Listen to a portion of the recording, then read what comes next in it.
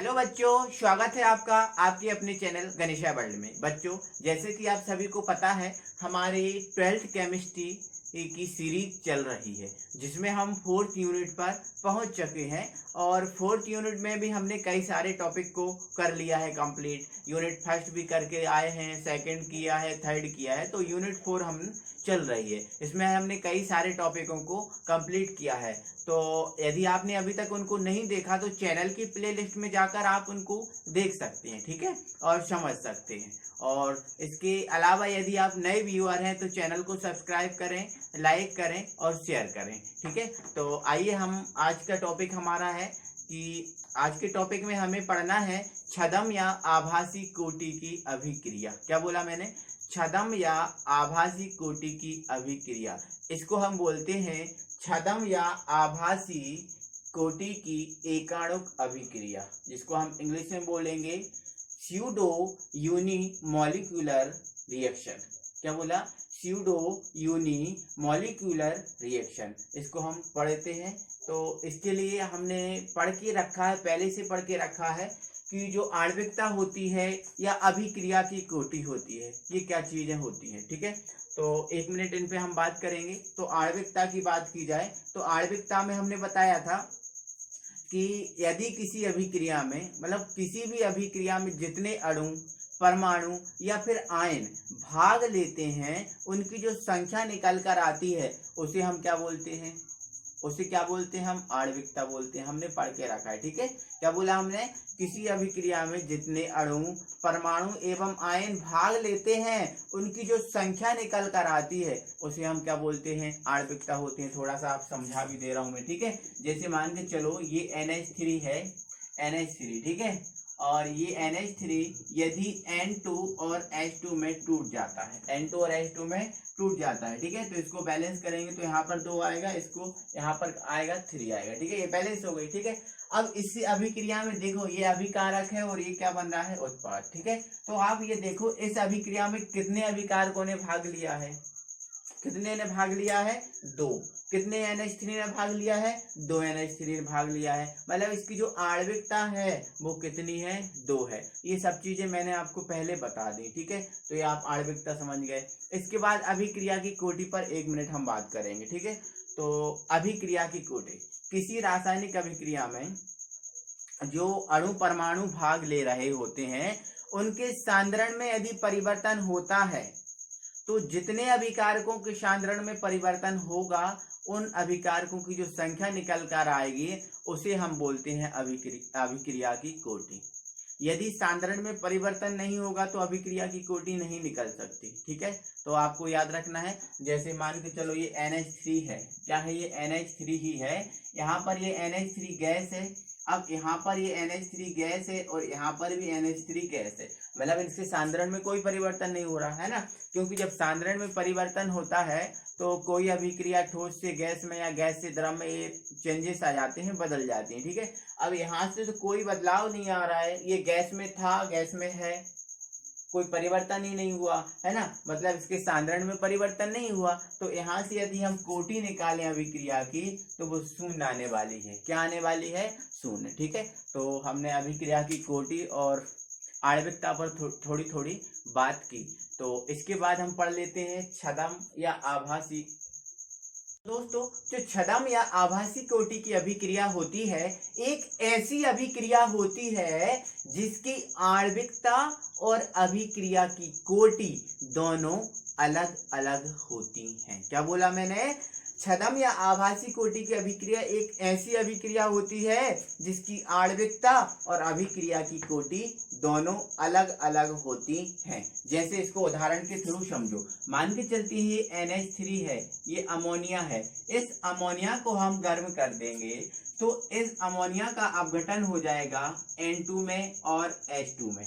N2 में और H2 में इसका अपघटन हो जाएगा, ठीक है। अब यदि इसको बैलेंस करेंगे तो यहाँ पर 3 आ जाएगा और यहाँ पर 2 आ जाएगा। आप बैलेंस कर लेना, ठीक है। तो अब ये अभिक्रिया है, इस अभिक्रिया में हम देख रहे हैं ये अब गैस है, यहाँ पर ये N2 गैस अवस्था में और H2 भी ये गैस अवस्था में। ठीक है, चलो कोई दिक्कत है क्या? तो आप हमें इस अभिक्रिया की आणविकता और अभिक्रिया की कोटि को बताइए, क्योंकि हमने आपको आणविकता भी बता के रखा है और अभिक्रिया की कोटि को भी बताकर रखा है। ठीक है, ये अभिक्रिया की कोटि, अभिक्रिया की कोटि। ठीक है, तो आप हमें बताइए आणविकता इसकी कितनी निकल रही है। ठीक है, तो आप कहोगे सर इसमें दो अभिकारकों ने भाग लिया है और दो अभिकारक क्या है? NH3। NH3 के कितने अणु हैं यहाँ पर? 2। क्यों है? क्योंकि यहाँ पर क्या लगा है? 2। तो अभिक्रिया में हमने आणविकता को पढ़ के रखा है कि जितने अभिकारक भाग लेते हैं उनकी तो संख्या आणविकता होती है। तो इसमें कितने अभिकारकों ने भाग लिया है? 2 अभिकारकों ने भाग लिया है। तो आणविकता कितनी निकल कर आ रही है? 2 निकल कर आ रही है। ठीक है, इसके बाद अभिक्रिया की कोटि की बात करें तो अभिक्रिया की कोटि क्या है? तो अभिक्रिया की कोटि की परिभाषा भी हमने पढ़ के रखी है कि अभिकारकों के यदि सांद्रण में परिवर्तन हो रहा है और जितने अभिकारकों के सांद्रण में परिवर्तन हो रहा है उसको ही हम बोलेंगे अभिक्रिया की कोटि। क्या बोलेंगे? अभिक्रिया की कोटि। तो आप हमें बताओ इसके सांद्रण में आपको परिवर्तन दिख रहा है क्या? नहीं दिख रहा। क्यों? क्योंकि ये भी गैस है, ये भी गैस है, ये भी गैस है। सांद्रण में तो परिवर्तन हुआ ही नहीं। सांद्रण में परिवर्तन होता है तो मठा से कड़ी बन जाती है, मैंने आपको पहले बता के रखा है। मठा से क्या बन जाती है? कड़ी। मठा होता है पतला और कड़ी होती है कुछ सॉलिड टाइप की, सेमी सॉलिड होती है, सेमी सॉलिड होती है। ठीक है, तो उसमें देखना है कि जो है ना, तो सीधी सी बात हमारी कहने की है कि सांद्रण में परिवर्तन होता है तो गैस द्रव में बदल जाता है, द्रव ठोस में बदल जाता है। इस प्रकार अवस्थाएं चेंज हो जाती हैं, बस खत्म कहानी। ठीक है, तो अवस्थाएं चेंज हो जाती हैं यदि सांद्रण में परिवर्तन होता है। तो यहाँ पर सांद्रण में कोई परिवर्तन नहीं हो रहा तो अवस्थाएं चेंज नहीं है, इसलिए यहाँ पर सांद्रण में एक भी अभिकारक के सांद्रण में परिवर्तन नहीं हो रहा, इसलिए अभिक्रिया की कोटि निकल कर क्या आने वाली है? 0। तो देखो आप यहाँ पर आणविकता 2 है और अभिक्रिया की कोटि कितनी है? 0 है। तो ये कौन सी कोटि की अभिक्रिया होगी? छद्म या आभासी कोटि की अभिक्रिया, जिसको हम बदमाश अभिक्रिया भी कहते हैं। क्या बोलते हैं? ये बदमाश अभिक्रिया भी कहते हैं। मतलब ये ऐसी अभिक्रियाएं होती हैं जो दिखने में कुछ और लगती हैं और वास्तविकता में कुछ और होती हैं, वास्तविकता में कुछ और होती हैं। ठीक है, हो सकता है ये दिखने में हमें लग रही है कि इसकी आणविकता, इसकी अभिक्रिया की कोटि 2 निकलेगी, लेकिन निकली क्या? 0, है ना। तो ये ऐसी अभिक्रियाएं होती हैं जो दिखने में कुछ और लगती हैं और होती वास्तविक में कुछ और है। ठीक है, आइए इसके हम और एग्जाम्पल देख लेते हैं। ठीक है, दूसरा एग्जाम्पल है जैसे ये H2O2 है, हाइड्रोजन परऑक्साइड। क्या है? Hydrogen peroxide. अब इस हाइड्रोजन परऑक्साइड को हम खुले में रख दें या गर्म कर दें तो ये किस में टूट जाता है? H2O में और O2 में टूट जाता है, H2O में और O2 में टूट जाता है। ठीक है, अब यदि हम इसको बैलेंस करेंगे तो हम क्या कर देंगे? इसमें बनवाए 2 का मल्टीप्लाई कर देंगे तो ये बैलेंस होगा, क्योंकि H2 है तो 2 है, O2 है तो एक ये है और एक ये है, 2 से 2 कैंसिल हो जाएगा, एक ही बचेगा। ठीक है, आप समझ रहे हो ना? ठीक, तो आप हमें बताओ इसमें H2O2 hydrogen peroxide, H2O2 hydrogen peroxide कौन सी अवस्था में रहता है? गैस अवस्था में। तो यहाँ पर जो H2 है, यहाँ पर ये H2 कौन सी अवस्था में रहता है? लिक्विड अवस्था में, द्रव अवस्था में रहता है। ठीक है, और यहाँ पर जो O2 है वो कौन सी अवस्था में रहता है? गैस अवस्था में रहता है। आप समझ रहे हो ना। अब हाइड्रोजन परऑक्साइड लिक्विड फॉर्म में भी रहता है। ठीक है, तो मान लेते हैं लिक्विड फॉर्म में ही है ये, मान लेते हैं ये लिक्विड फॉर्म में है। ठीक है, तो यहाँ से लिक्विड बन गया और यहाँ से क्या बन गया? ये गैस बन गया। ठीक है, तो आप हमें इसमें ये बताओ कि इसमें कितने अभिकारक भाग लिए? इसमें एक ही अभिकारक भाग ले रहा है, क्योंकि यहाँ पर कुछ लगा नहीं है, आपको एक ही दिख रहा है तो एक अभिकारक भाग ले रहा है। ठीक है, तो एक अभिकारक भाग ले रहा है तो इसकी आणविकता अगर हम निकालेंगे तो आणविकता कितनी निकलने वाली है? 1 निकलने वाली है। ठीक है, कोई दिक्कत है? चलो कोई दिक्कत नहीं। अब यदि हम इसकी अभिक्रिया की कोटि को निकालें, क्या? अभिक्रिया की कोटि को निकालें तो यहाँ से अभिक्रिया की कोटि क्या निकलने वाली है? तो आप देखो इसके सांद्रण में परिवर्तन हो रहा है, क्योंकि यहाँ पर लिक्विड है तो ये लिक्विड प्राप्त हुआ, लेकिन ये कौन सी अवस्था में है, O2 गैस अवस्था में प्राप्त हुआ है। ठीक है, मतलब इसके सांद्रण में कुछ ना कुछ परिवर्तन तो हुआ है, तब तो ये गैस अवस्था में हो गया। मतलब सांद्रण में किसके परिवर्तन हुआ है, इसके, और ये कितना है, 1 है, ये कितना है, 1 है, तो एक ही अभिकारक के सांद्रण में परिवर्तन हुआ है, तो इसकी अभिक्रिया की कोटि क्या हो जाएगी, 1 हो जाएगी। ठीक है, तो अब आप इसको देखो, अब हमने तो छद्म कोटि की अभिक्रिया में पढ़ा है कि ऐसी अभिक्रिया जिसकी आणविकता और अभिक्रिया की कोटि दोनों अलग अलग होती हैं, उसे हम बोलते हैं छद्म कोटि की अभिक्रिया। तो क्या ये छद्म कोटि की अभिक्रिया हो सकती है, नहीं हो सकती, क्योंकि इसकी आणविकता और अभिक्रिया की कोटि दोनों कैसी हो गई, सेम हो गई, दोनों कैसी है, सेम है। ठीक है, चलो इसका हम एक एग्जांपल और देख लेते हैं। ये है N2O, नाइट्रोजन डाइऑक्साइड। इस N2O को, ये N2O का विघटन होता है तो बनता है N2 और O2।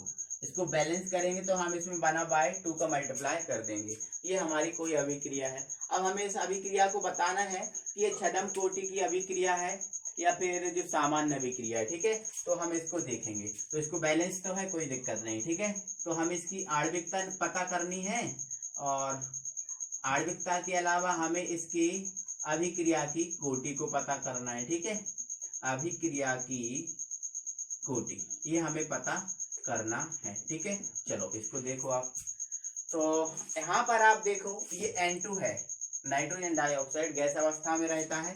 यहाँ पर ये नाइट्रोजन तो गैस होता ही है और O2 भी क्या होता है, गैस होता है। तो आप ये देखो इसमें कितने अणु भाग लिए, इसमें एक ही अणु ने भाग लिया, एक ही अणु ने भाग लिया, तो इसकी आणविकता तो क्या निकल के आ जाएगी, 1 निकल कर आ जाएगी ना। ठीक है, अब अभिक्रिया की कोटि को पहचानो। ठीक है, अभिक्रिया की कोटि, तो जो अभिक्रिया की कोटि है साहब, वो यहाँ पर हम गैस है, यहाँ पर गैस है, यहाँ पर गैस है, ये सभी गैस अवस्थाओं में है, मतलब इसके सांद्रण में कोई भी परिवर्तन नहीं हो रहा। अब सांद्रण में परिवर्तन नहीं हो रहा तो अभिक्रिया की कोटि आप निकाल सकते हो क्या, बिल्कुल नहीं निकाल सकते, क्योंकि अभिक्रिया की कोटि तो हम तभी निकालते हैं जब सांद्रण में परिवर्तन हो रहा होता है।